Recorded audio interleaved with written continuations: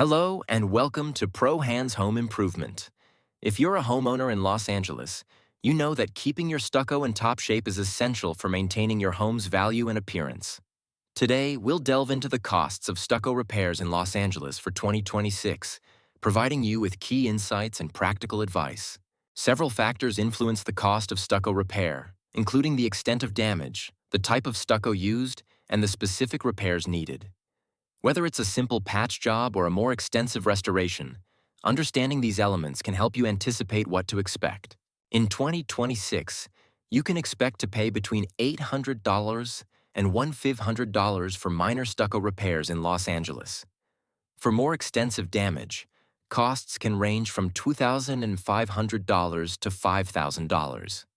Remember, these prices can vary based on the complexity of the work and the quality of materials used.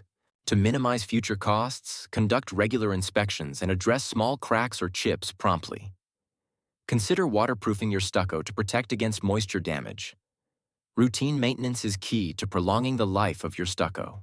For expert stucco repair services, reach out to us at ProHandsHandyman.com.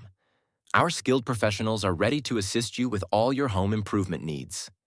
Visit our website today to learn more.